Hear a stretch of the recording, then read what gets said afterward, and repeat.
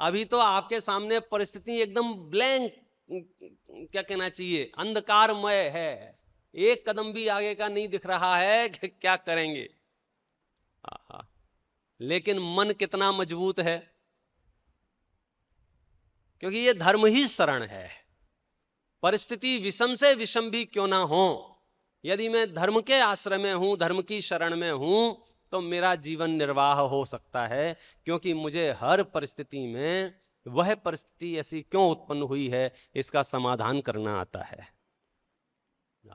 ये एक समस्या केवल सीता जी की हो ऐसा नहीं है, ढेरों आप पुराण पढ़ेंगे तो लगभग लगभग सभी महापुरुषों के साथ हुआ है। और रामचंद्र जी का मजबूत मन कम है क्या?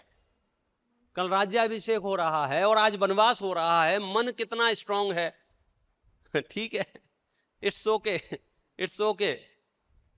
मतलब अब इस स्तर के मन को तैयार करने के लिए आपको कितनी समझ विकसित करनी चाहिए, ये आपके ऊपर निर्भर है। और ये विषय ऐसा है कि यदि सच में काल पक गया हो तो पूंछ वाले का कभी काम हो जाए। त्रेंच गति के जीव भी सम्यक दर्शन ले लेते हैं, और काल ना पका हो, समोसरण सामने हाजिर हो, तो दिमाग काम ना करे, मारीची का दिमाग गर्म हो जाता है। और जब हम पूछते हैं भाई साहब क्या प्रॉब्लम है, बोले यहां कुछ प्रॉब्लम नहीं है, जो प्रॉब्लम है इन आदिनाथ में प्रॉब्लम है, इन्हें समझाओ। ये उल्टा सीधा ना बोला करें प्रवचनों में। मारीची से पूछा मैंने साइड में, भाई साहब बताओ तो समस्या क्या है, बोले यहां कोई समस्या नहीं है, यहां सब ठीक चल रहा है। उनसे कहो, वे यदि पूरे प्रवचन में वो एक लाइन नहीं बोलते तो उनका क्या बिगड़ जाता। अब मैं आपसे पूछ रहा हूं, मारीची को जो गुस्सा आ रहा है, बोलो आदिनाथ उसमें कारण है कि नहीं है? पक्का लॉक कर दिया जाए। तो आपका दिमाग गर्म हो रहा है, उसमें मैं कारण कैसे हो सकता हूं? मेरा दिमाग गर्म हो रहा है, इसमें आप कारण कैसे हो सकते हैं? उदाहरण मैंने इतना वजनदार दिया है कि आप वहां बोल नहीं सकते कि आदिनाथ की कुछ गलती है। अगर मैं सीधा अपना उदाहरण देता तो आप कहते नहीं नहीं पंडित साहब बातें आपकी सब सही है, लेकिन आपको थोड़ा तो ध्यान रखना चाहिए। मतलब मैं कितने ही तर्क देता, कितनी युक्तियां बताता, आप मुझे कन्विंस कर लेते कि पंडित साहब थोड़ी गलती आपकी भी है। लेकिन इसलिए मैंने उदाहरण दिया है आदिनाथ भगवान का और मारीची का। आदिनाथ भगवान का प्रवचन चल रहा है, मारीची श्रोता बन के उठ रहा है, बैठा हुआ है, और बैठ के बम से खड़ा हो गया, बोले हमें नहीं सुनना है। और लोग कह रहे हैं बैठ जाओ बैठ जाओ, प्रवचन नहीं नहीं अब नहीं सुनना है। क्या समझते हैं ये है? खुद पहले और मैं 24वां, इसी जन्म में बन के दिखाऊंगा, इसी जन्म में, रोक लो मुझे। और बाहर निकल गए, 10-20 बीघा और जमीन खरीद ली उसने, रजिस्ट्री करवा ली, वहां अपना बाउंड्री वॉल बनवा ली, वहां शुरू कर दिया, 2-4 आदमी वो बाहर खड़े कर दिए, वहां मत जाओ यहां आओ, वहां नकली है यहां असली है।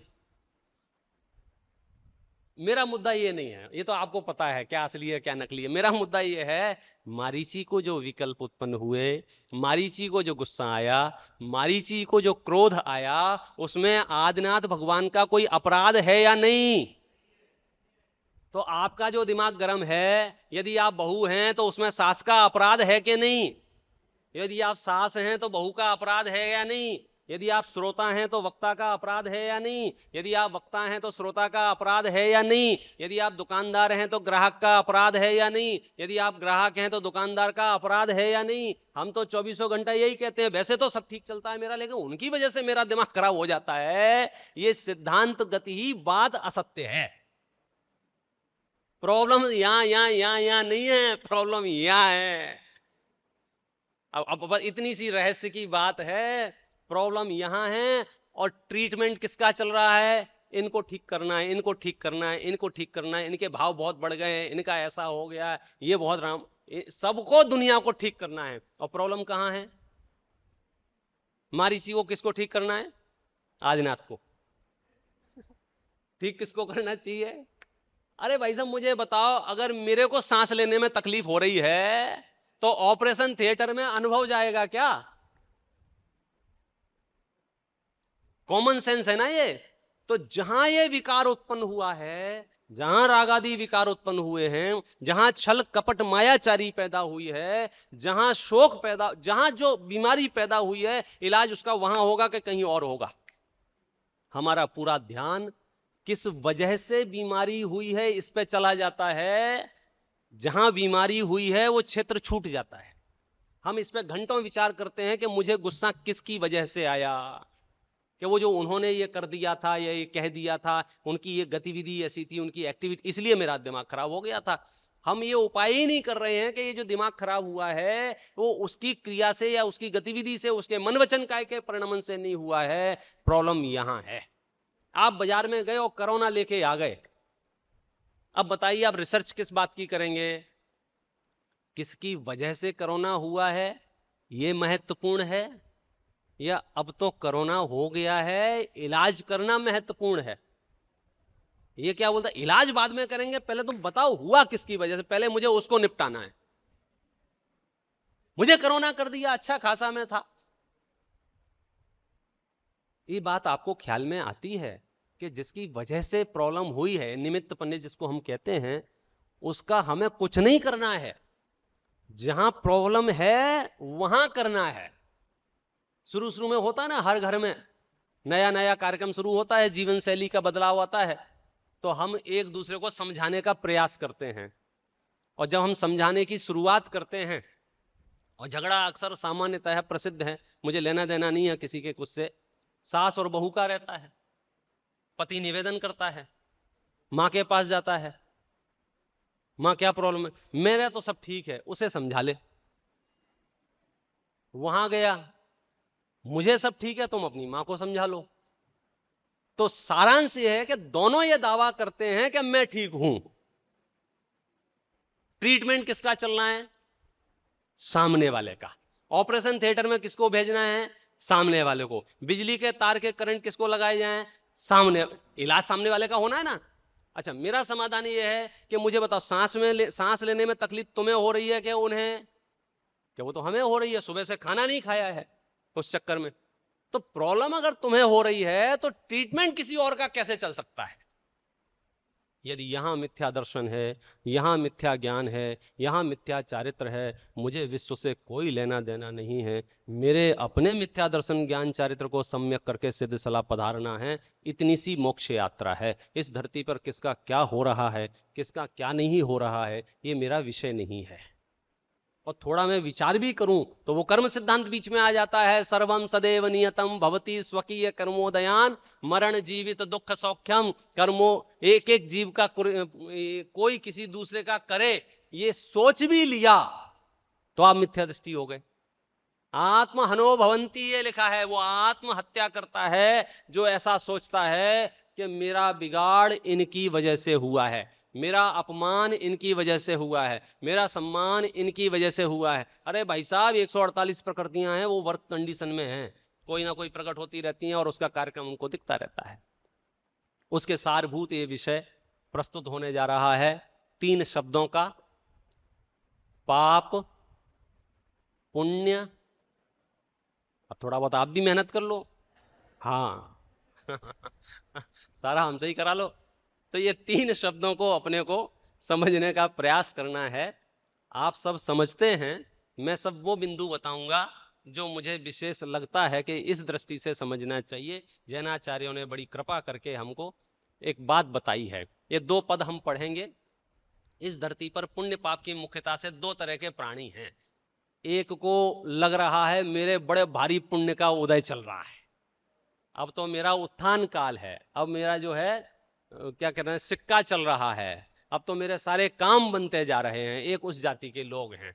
एक उस जाति के लोग हैं कि सब बेकार चल रहा है, सब गड़बड़ चल रहा है, ना आजीविका का ठिकाना है, ना लोगों का व्यवहार का ठिकाना है, कोई पूछ नहीं रहा है। मतलब या तो पाप के उदय वाले लोग आपसे टकराएंगे या पुण्य के उदय के लोग आपसे टकराएंगे। तो ये 2 पदों में दोनों की चर्चा है। आपकी जो हालात हो उस हालात में ये कहा गया है कि अब अवसर आ गया है। देखिए, सरल है, अर्थ करने की जरूरत नहीं पड़ेगी। रोजगार चले नाही दाम है ना गांठ माई, आए गयो टोटो भयो कर्ज सिर भारी है। लेने वाले मांगत हैं, देने वाले देते नहीं, हो गई कोड़क ये हवेली हाट सारी है। घर माही भूखे पड़े बालक विलाप करें, खाने की फिकर घर वारी देती गारी है। ऐसी हूँ दशा में नहीं करे आत्मा का हित, अरे मूढ़ प्राणी तेरी गई मति मारी है। क्या बहुत परेशानी है, बहुत। अरे तो बहुत परेशानी है तो आत्मा का हित करना है यार, तेरी मति मारी गई है। बोले साहब धंधा पानी नहीं चल रहा है तो आत्मा का हित करना, नहीं चल रहा तो चल रहा होता तो फिर हम क्या बोलते, तेरे से चल ही नहीं रहा है, तब घर में कोई सुन नहीं रहा है तो फिर काय को माथा मार रहा है। यदि आपके पाप का उदय चल रहा है तो आपको तुरंत आत्मा का हित करना चाहिए। चलो साहब अब चलते हैं, उद्घाटन करता हूं की तरफ। बोला जिनको लगे हमारे पुण्य का उदय चल रहा है, महल मकान बड़े अश्वरथ गज रथ खड़े, मोटर फिटर नाना भांति असवारी है। गाय भैंस बंधी घर चाकर अनेक नर, लाखन का रोज रोजगार चले भारी है। जेवर जवाहिरात धन कन कंचन है, बेटा बेटी पोता पोती दिखत अगारी है। ऐसी हूँ दशा में न निजात्मा का हित करे, अरे मूढ़ प्राणी तेरी गई मति मारी है। ये तो ये मुमुक्षुओं का सौभाग्य है सच में कि यहाँ सेठ भी पढ़े लिखे विद्वान होते हैं। धर्मात्मा होते हैं, धर्म की रुचि होती है, स्वाध्याय की रुचि होती है, एक एक। लेकिन यहां तो सार ये बता दिया, यदि आपको लग रहा हो बहुत पुण्य का उदय है तो कहेंगे फिर तो आपको प्रॉब्लम क्या है। जब बच्चे आपके आगे आगे होके सब काम संभाल रहे हैं तो फिर तो आप आत्मा के हित में लग जाओ। और कहोगे नहीं साहब मेरे पाप का उदय भारी चल रहा है, तो फिर कहेंगे फिर तो तुरंत लग जाओ। जब कहीं कोई आपको भटे के भाव नहीं पूछ रहा है तो क्यों टाइम खराब करते हो, करो आत्मा का कल्याण। दोनों ही प्रसंग में ये परिस्थिति है। चलिए इसको थोड़ा स्किप करते हैं क्योंकि अपना समय बचेगा। ये पदों में सिर्फ यही बताया गया है कि तुम कोई भी हो, टिकट कटना है। एक दो पढ़ लेते हैं, 8-10 हैं, उनमें से तो आइडिया लग जाएगा आपको मामला क्या है। हाथी घोड़े पाल की पयादे रथ नाल की, तिजोरी भरी माल की ना साथ तेरे जाएगी। महले अटारियां ये कारखाने कोठियां ये मिल रुमसीन सभी पड़ी रह जाएंगी। बेटा बेटी पोता पोती मात तात भ्रात नार, नानी दादी बुआ बहने खड़ी हो लखाएंगी। काल की कराल विकराल तलवार आगे बड़े बड़े योद्धाओं की ढालें। जब यमराज मुंह फाड़ के दहाड़ आने, तब जग प्राणियों के प्राण कांप जाएंगे। हलधर चक्रधर गदा और त्रिशूल धर, तोप तेग तीर वाले सभी भय खाएंगे। डॉक्टर हकीम वैद्य जंत्र मंत्र तंत्र वाले, भूत प्रेत यंत्र न कोई बच पाएंगे। स्वर्ग पताल वासी जल थल बिजवासी, अंतक के मुंह में सभी समाये जाएंगे। पक्का है ना? कोई जुगाड़ हो तो देख लेना। नहीं साहब हम तो वीआईपी हैं, सुन लो भैया। राजा राव राव राजा साहूकार जमींदार फौजदार, यमराज काहू से ना रिश्वत खाएगा। काहू के अनेक पूत काहू के हो एक पूत, किंतु कभी किसी पे रहम नहीं खाएगा। दिन हो या रात हो या शाम हो या प्रात हो, आंधी में है शीत धूप में ना घबराएगा। चाहे बड़े बड़े घड़ियाल घड़ी फैल हो, यम की घड़ी में न फर्क पड़ पाएगा। चाहे कोटि किले खाई खंदक में जाए छिपो, सद्दाम हुसैन याद आता है जब ये पढ़ते हैं तो। चाहे कोटि किले खाई खंदक में जाए छिपो, चाहे गिरी कंदरा में बैठ जाऊं जाए के। चाहे मेरू पर्वत की चोटी पर चढ़ जाऊं, चाहे महासागर में धसो गोते खाए के। चाहे शेष नाग की शरण माहे चले जाऊं, चाहे बैठो जंगल में कप्पाली लगाए के। मक्खन त्रिकाल में अकाल में न छोड़े काल, महा अंधकार में से ढूंढ लाए जाए के। हाँ हाँ हाँ। भव्य प्रमोद है, भव्य प्रमोद साहब। हम तो बड़े बड़े आदमी हैं, वीआईपी, हमारे तो हाई प्रोफाइल के लोग हैं, तो हाई प्रोफाइल के लोगों की बात कर लेते हैं। राम कृष्ण लक्ष्मण युधिष्ठिर भरत भीम रावण सुग्रीव विभीषण हनुमान से, कुंभकर्ण इंद्रजीत मेघनाथ दशरथ नल नील नकुल चले गए जहान से, कर्ण कंस अर्जुन लवांकुश भामंडल से, चंद्रगुप्त नृपति अशोक बलवान से, यम की चपेट की झपेट से न बचे कोई, चारुदत्त भामा साह सेठ धनवान से।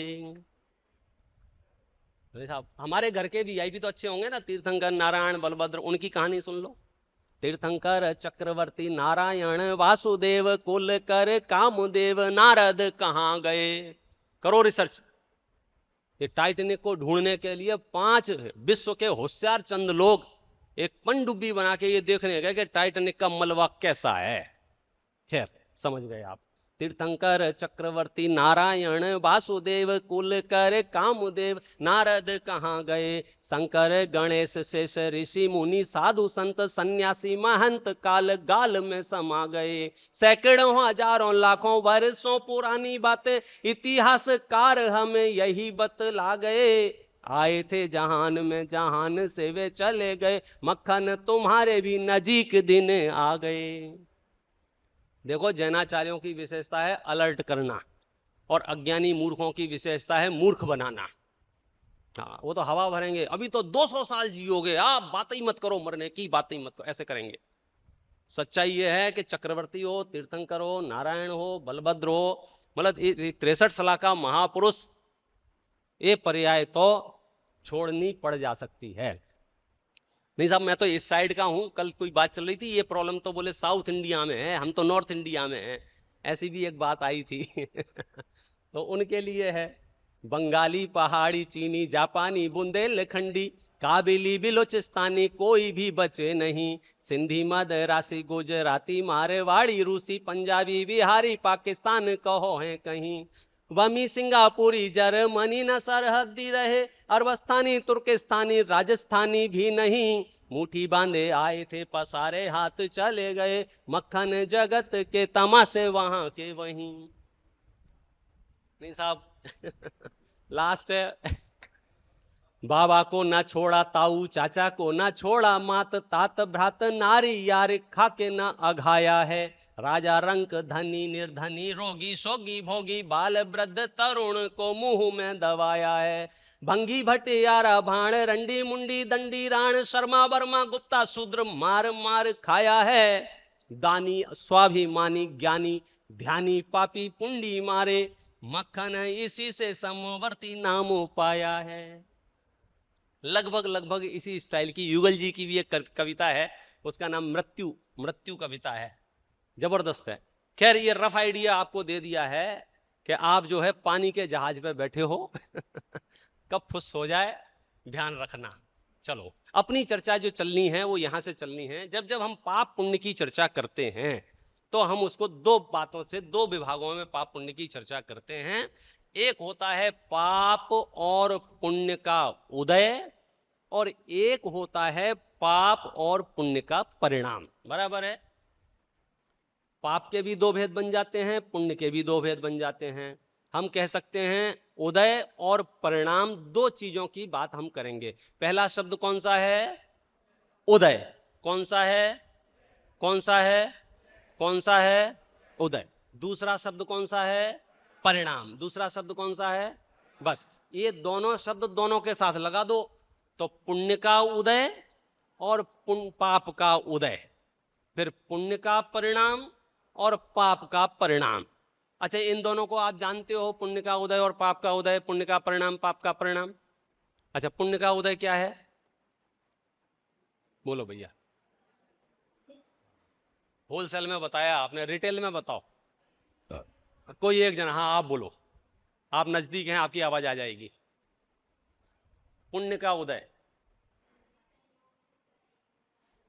संयोगों का मिलना। बुरे संयोगों का कि अच्छे संयोगों का?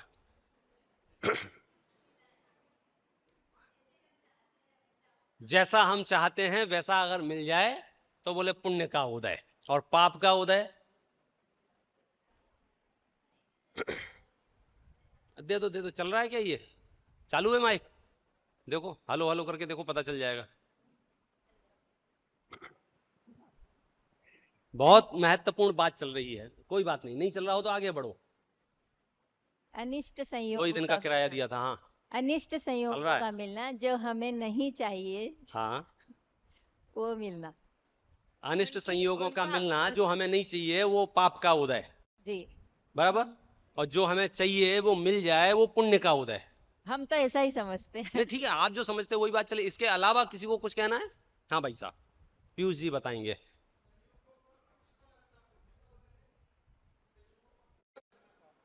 चलो ये थोड़ा और गहराई में उतर गए, शास्त्रीय भाषा के आसपास पहुंच गए कि संयोगों का अच्छा लगना ये पुण्य का उदय है, और संयोगों का बुरा लगना ये पाप का उदय। ये बहुत महत्वपूर्ण शब्द है। अगर ये क्लैरिटी आपको 3 शब्दों में होगी, नहीं, पुण्य पाप धर्म, आप कभी भी स्वाध्याय करें, जिनवाणी पढ़ें, आपको पता रहेगा कि मैं कर क्या रहा हूं।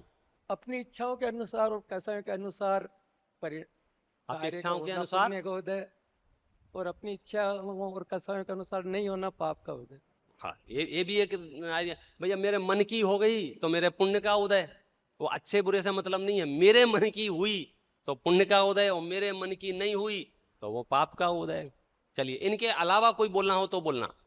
हाँ, धर्म का मिलना पुण्य का उदय है, और धर्म के मिलने के बाद भी धर्म नहीं करना पाप का उदय है। वाह भैया, अपग्रेड हो गए थोड़े से। अरे असली बात तो ये है कि ये धर्म मिल जाए तो पुण्य का उदय है, अन्यथा तो कैसा काय का पुण्य का उदय, उसे कौन पुण्य कहेगा। पद्मनंदी पंचमी शतिका में इतने बढ़िया शब्दों का प्रयोग किया है कि भाई साहब अभी नहीं बताऊंगा, मैं पहले आपकी सुन लेता हूं फिर बताऊंगा। बोलो जी। ये एक पॉइंट ये आ गया कि धर्म का मिलना ये पुण्य का उदय है, और धर्म का नहीं मिलना ये पाप का उदय है। और कोई? चलो अब हम थोड़ा सा विचार करते हैं। मैं आपसे सामान्यतः पूछता हूं, ईमानदारी से बताना, आप लोगों के पुण्य का उदय चल रहा है या पाप का उदय चल रहा है? हाँ, नहीं ऐसे। और सरल कर देता हूं। अच्छा आप बताओ, आप लोग धनवान हैं या निर्धन हैं? जो जो धनवान बोलेंगे उन्हें शतपथ में 11-11 लाख रुपए लिखाने हैं। नहीं पहले बता दो ना, बाद में कंफ्यूजन नहीं हो कोई। आप जल्दबाजी, क्योंकि आप गड़बड़ नहीं कर सकते। हाँ, अपन जल्दबाजी में कुछ बोल दे में। हाँ, इसलिए पहले अलर्ट जारी कर दिया है। बोलो भैया, आप वो लोग धनवान हैं या निर्धन हैं? अब क्या बताएं पंडित साहब। चलो चलो भूल जाओ, मैंने अभी जो बोला ना वो भूल जाओ, आप नॉर्मल रहो। अभी कोई फाइन नहीं लगेगा। आप तो सच बताओ, आप लोग धनवान हैं या निर्धन हैं? एक एक, आप धनवान या निर्धन? एक शब्द में जवाब देना है, धनवान निर्धन। धनवान, नाम लिख लेते जाना भैया, आकाश। हाँ, आप निर्धन या धनवान, बोलो तो सही। धनवान, धनवान। सच बोलना, जो मन में आ रहा हो, कोई दबाव में नहीं आना। हाँ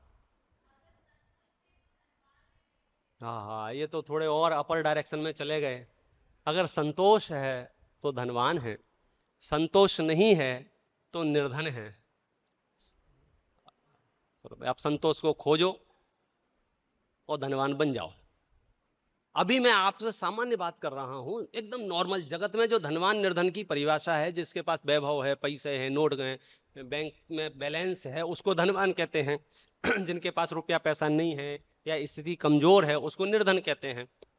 तो आपको क्या लग रहा है? तो आप देखो, मैं आपको समराइज कर दूं, समय बचेगा अपना, क्योंकि हम कितने ही लोगों से पूछ लें, अल्टीमेटली ये है कि आप खुद कंफ्यूज हैं।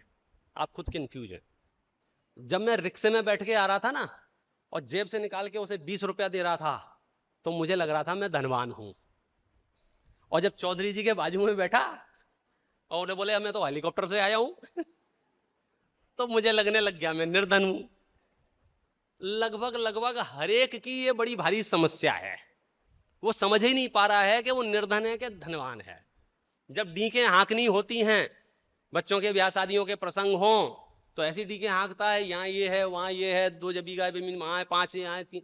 और दान, कोई आगे पंच लोग बैठ गए हो, क्या बताएं साहब, 2 साल तो कोरोना के आप देख ही रहे हो, एक एक दाना मुश्किल हो रहा है। और इस साल तो मैंने कपड़े तक नहीं नए बनवाए। तो 2 मिनट में वो निर्धन हो गया और 2 मिनट में वो धनवान हो गया। तो असली बात क्या है ये बताओ। चलो आप अपनी बात मत करना, क्योंकि अपनी बात करते हैं तो पर्सनलाइज हो जाते हैं, आप कंफ्यूज हो जाते हो। थर्ड पार्टी की बात बहुत अच्छे से कर पाते हैं अपन, एक सेकंड में निर्णय ले लेंगे, ये धनवान है निर्धन है कोई भी है। मैं आपसे पूछ रहा हूं, जिस व्यक्ति के पास रहने को घर नहीं है, भोजन का ठिकाना नहीं है, रोग आदि का इलाज करने के लिए पैसा नहीं है, ऐसा फुटपाथ पे पड़ा हुआ व्यक्ति, बताइए वो है पाप का उदय वाला है या पुण्य के उदय वाला है? तुरंत तुरंत बोलते जाओ, रैपिड राउंड है ये, टाइम बचेगा आपका। पुण्य का उदय के पाप का उदय? हाँ, दिमाग लगाने की जरूरत नहीं है, पाप का उदय है साहब। मैं आपसे नेक्स्ट पूछता हूं, एक और व्यक्ति है जिसके पास छोटी सी झोपड़ी रहने की है, व्यवस्था है उसके पास छोटी सी झोपड़ी, और एक रिक्शा है जिससे वो अपनी आजीविका करता है। बताइए इस व्यक्ति का पुण्य का उदय है या पाप का उदय? रैपिड राउंड है, टाइम मत लगाओ इसमें। रैपिड राउंड समझते हो? यहां हमने प्रश्न पूछा, हाँ आपको जवाब देना है। बोलो भैया, उसके पुण्य का उदय है क्या पाप के उदय है? हाँ जी आदित्य जी। हाँ, अरे यार ये परम ज्ञानियों से समस्या है। बोले जैसा फील करेगा।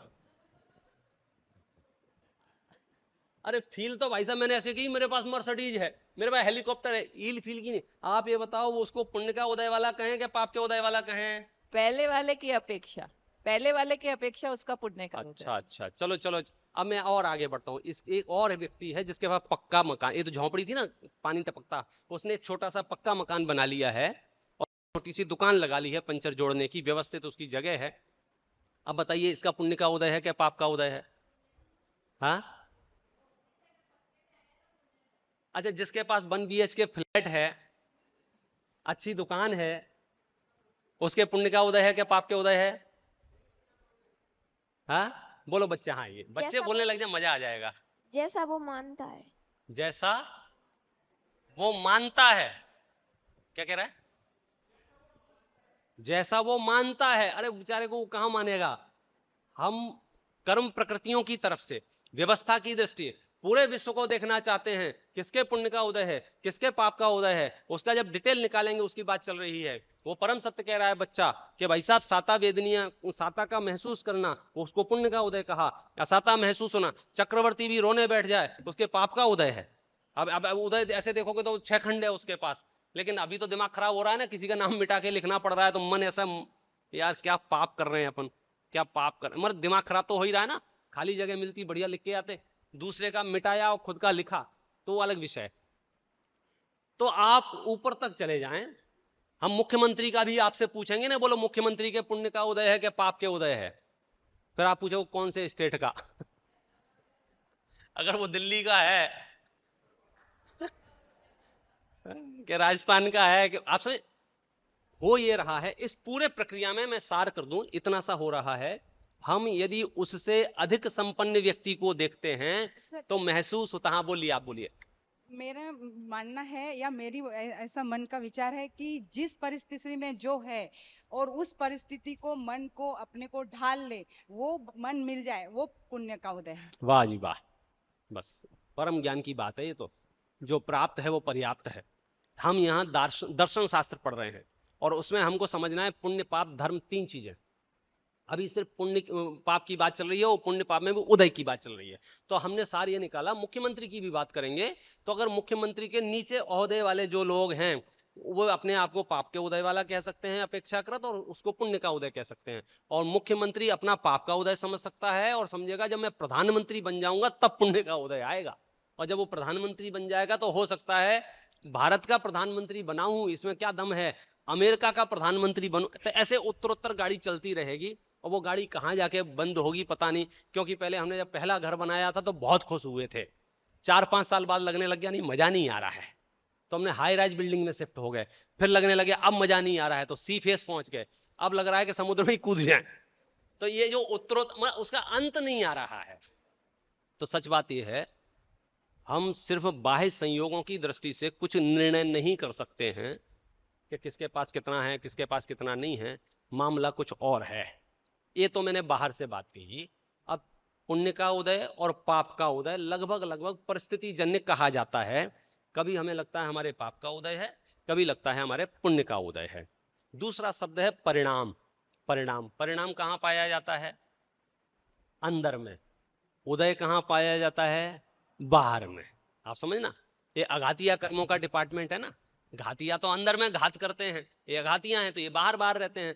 तो अब जो उदय और परिणामों का जो तालमेल है उस पर थोड़ी सी चर्चा करनी है। वो ये कि पुण्य का उदय जब होगा, पुण्य का उदय जब होगा तब हमारे परिणाम जो होंगे वो कैसे होंगे, और पाप का उदय जब होगा तब हमारे परिणाम होंगे वो कैसे होंगे। क्या ये बात ठीक है कि पुण्य का उदय होने पर पुण्य के परिणाम होंगे और पाप का उदय होने पर पाप के परिणाम होंगे? क्या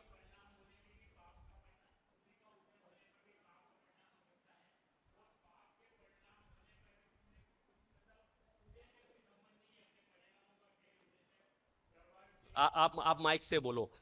मेरा प्रश्न है, क्या पुण्य का उदय होने पर पुण्य के परिणाम रहेंगे या पाप का उदय होने पर पाप के परिणाम रहेंगे? ये बात ठीक है क्या?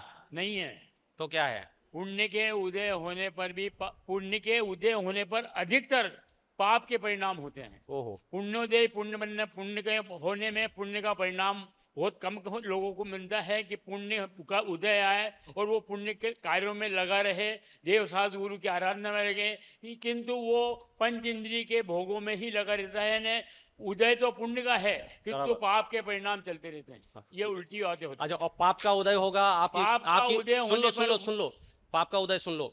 अभी अभी आपको समाचार मिला है आपका घर गिर गया है, फलाना हो गया है, ढिकाना हो गया, पाप का उदय है ना ये। तो अब आपके परिणाम पाप के होंगे कि नहीं होंगे? पाप का उदय होने पर परिणामों का संभाल रखना ये जीव का अपना काम है। उदय में वो विचलित ना हो और अपने परिणामों को ध्येय रखे, वस्तु स्वरूप का विचार करे कि जो होने वाला था वो हुआ है, मेरे परिणामों से इसका बदलाव नहीं है, तो उस समय भी वो अपने परिणामों को संभाल कर पुण्य मान सकता है। बहुत बढ़िया, ये तो पूरे प्रवचन का सार बता दिया।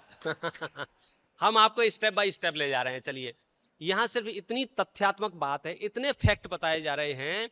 यदि पुण्य का उदय हो तो अंदर में परिणाम भी पुण्य के हो, यह जरूरी नहीं है।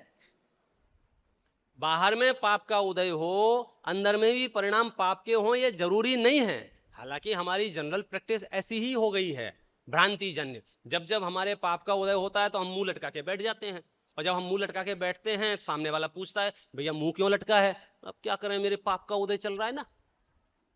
तो तेरे पाप का उदय चल रहा है, इससे मुंह लटकने का क्या लेना देना है? अच्छा, जब पाप का उदय चलेगा तो मुंह लटकना कंपलसरी है, अनिवार्य है?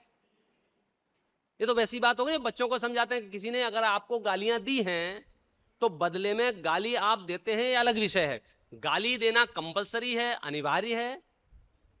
किसी ने आपका अपमान किया है तो उस बदले में सामने वाले का भी अपमान करना अनिवार्य है। किसी ने आपके बारे में गलत अफवाह फैलाई है या बदनाम किया है तो हमें भी सामने वाले को बदनाम करना अनिवार्य है।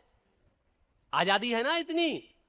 तो ये रहस्य जिस दिन आपको क्लिक हो जाएगा ना, उस दिन मजा आ जाएगा कि पुण्य का उदय होने पर भी हमने ये देखा है परिणाम पाप के होते हैं। बड़े बड़े पुण्यशाली जगत में जो कहे जाते हैं धन वैभव संपदा से युक्त हैं, वे भी पाप के परिणाम करते रहते हैं, व्यसनों में लिप्त रहते हैं, मदिरा पान करते हैं। आप कल्पनाएं नहीं कर सकते उसकी कहां तक चर्चा करें, माने पुण्य के उदय वाले भी। और हमने ये भी देखा है जिनके बहुत पाप का उदय है, रोजगार चले नहीं, ऐसी स्थिति वाले भी हैं, लेकिन उनके परिणाम शांत हैं, निर्मल हैं। भक्ति, आराधना, पूजा, सामायिक व्रत, उपवास, स्वाध्याय, जहां जहां उनको लगता है अपना करते रहते हैं।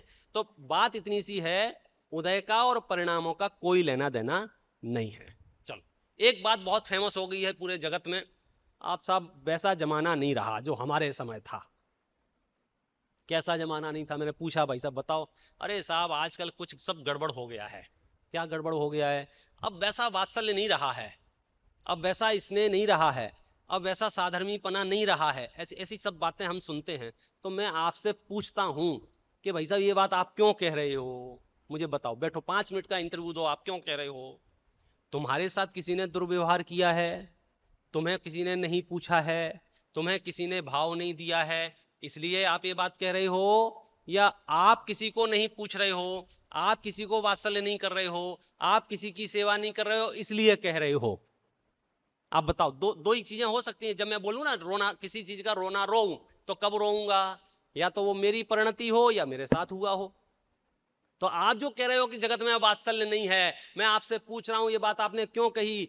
कोई आपके प्रति वात्सल्य नहीं रखता है इसलिए आप कह रहे हो, या आप लोगों के प्रति वात्सल्य नहीं रखते हो इसलिए आप कह रहे हो? तो आप कहोगे इन दोनों में क्या अंतर है? सुनो भाई, एक पाप का उदय है, एक पाप का परिणाम है। अब आपको बताना है पाप का उदय कौन सा है और पाप का परिणाम कौन सा है।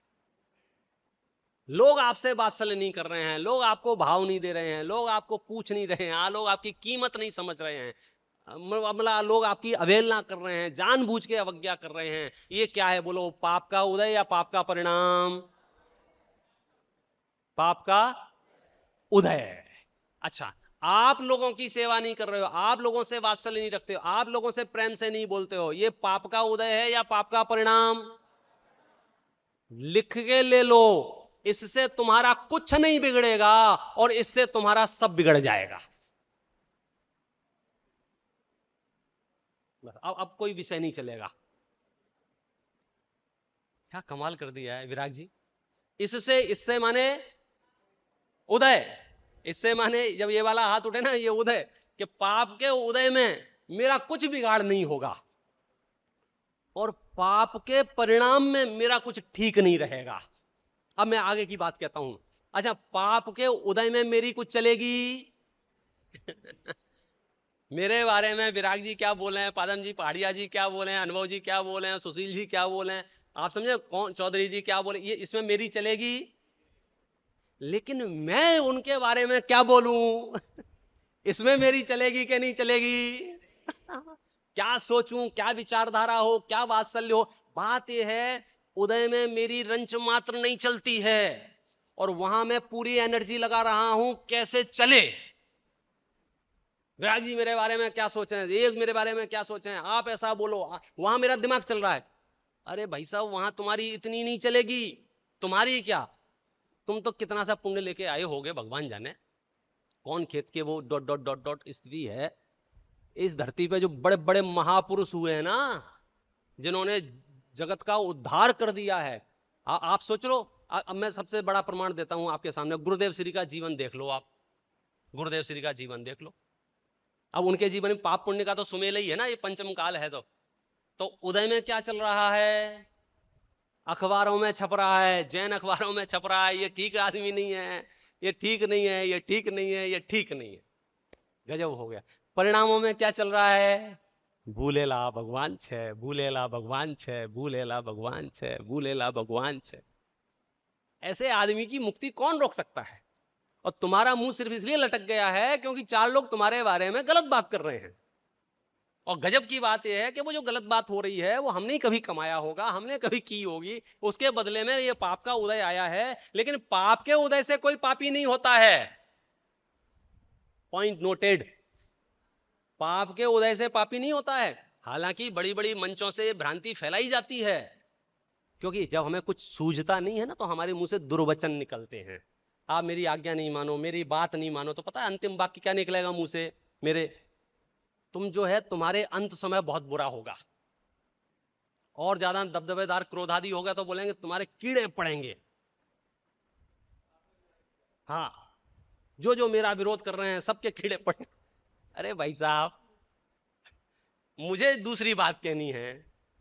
कौन सी? यदि उसके शरीर में कीड़े पड़ जाएंगे तो क्या वो पापी हो जाएगा क्या? मैं आगम के प्रमाण आपको देता हूं। मुनराजों के शरीर में मोटे मोटे कीड़े पड़े हैं, बोलो वे पापी हुए क्या? पाप के उदय से पापी नहीं। पाप के उदय से यदि पापी कहोगे, लोगों ने फैलाई अफवाह, थोड़ा सा किसी के पाप का उदय आ जाए, देख लो उनके कर्मों का फल। ये बात सही है कि उनके कर्मों का फल है, लेकिन अभी वर्तमान के धर्मात्मा पने रूप कर्मों का फल नहीं है। ये तो कोई पूर्व का खाता खजाना बाकी होगा, निकल रहा है। गुरुदेव श्री अस्पताल में गए, लोगों ने ढिंडोरा पीटा, अस्पताल अस्पताल अस्पताल। भाई साहब, पाप के उदय से कोई पापी नहीं होता है। पाप के उदय से यदि पापी मानोगे तो समस्या कहां आएगी? गजकुमार मुनराज के पाप का उदय था कि नहीं था? बोलो। 5 पांडव के पाप का उदय था कि नहीं था? बोलो। एक एक पुत्र चिलाती, दंडक नामा, कितने मुनिया, सुकुमाल, सुकौशल, यशोधर, और इतने मुनियों को घानी में पेल दिया, इतने मुनियों को आग लगा दी, इतने मुनियों को इन सबके पाप का उदय नहीं था?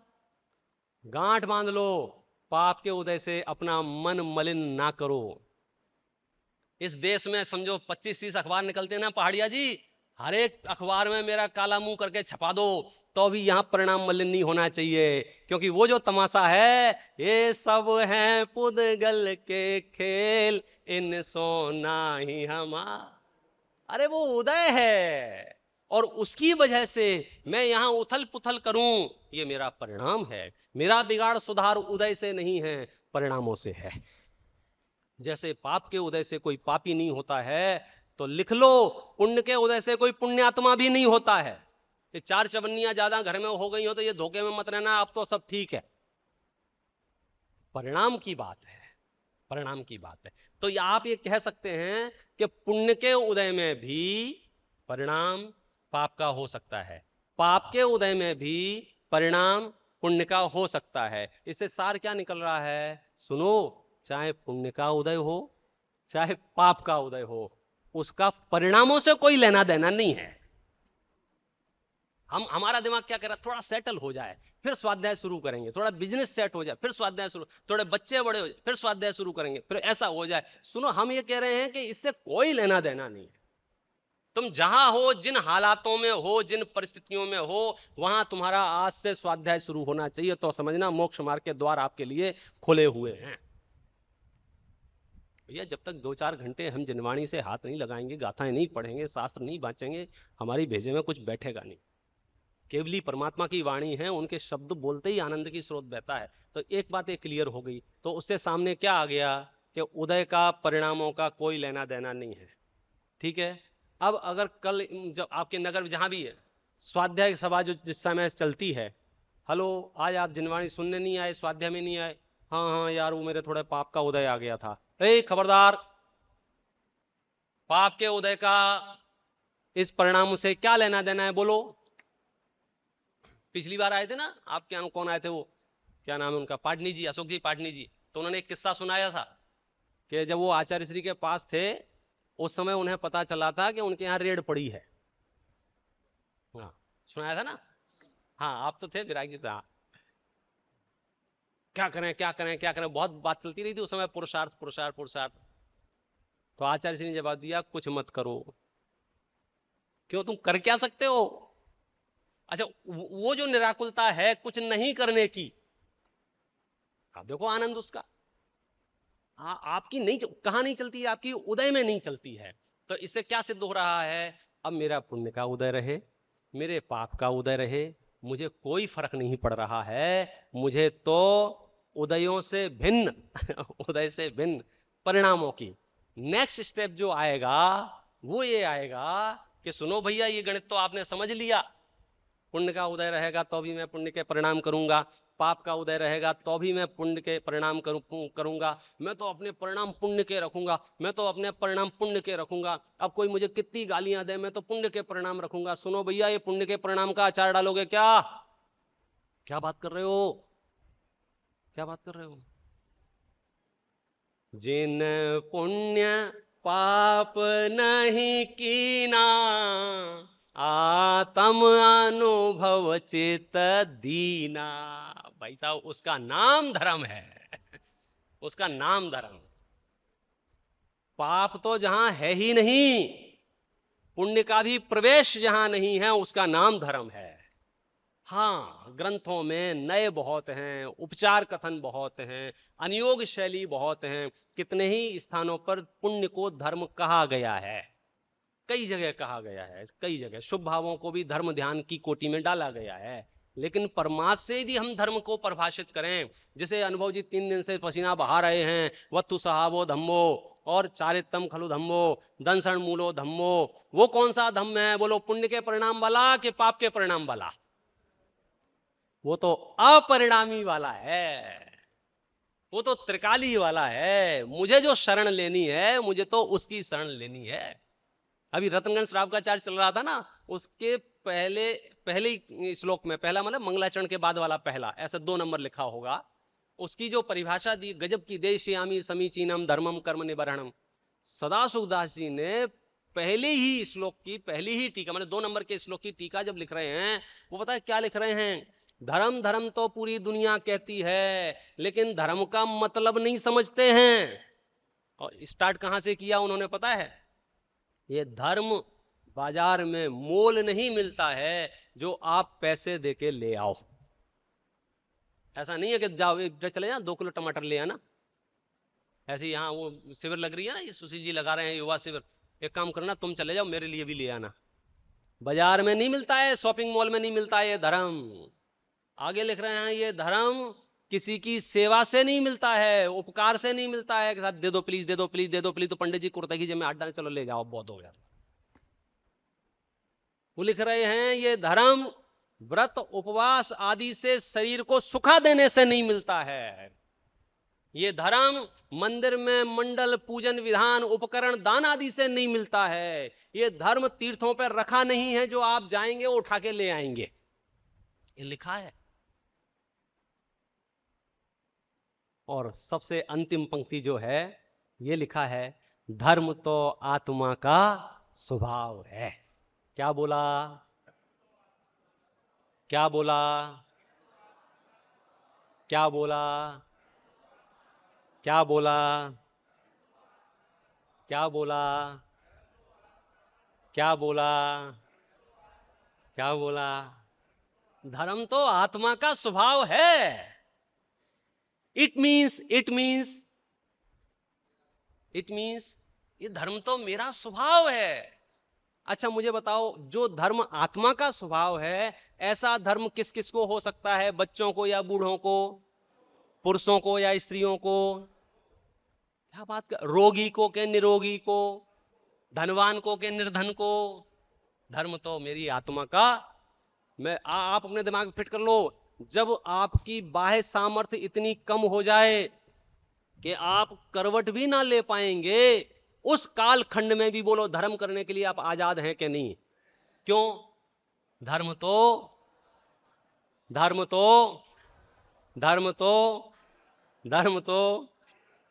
गजब गजब वस्तु है, गजब वस्तु है। धर्म तो आत्मा का स्वभाव है। चर्चाएं बहुत हैं और इसका समापन अपन दोपहर के सत्र में करेंगे। ओम नमः सिद्धाय।